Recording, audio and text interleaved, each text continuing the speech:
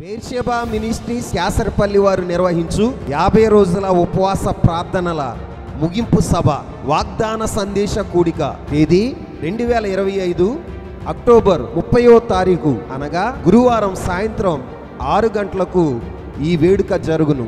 స్థలం క్యాసరపల్లి బాబు జగజ్జీవన్ రావు నగర్, బేర్షెబా ప్రార్థన మందిరం, క్యాసరపల్లి.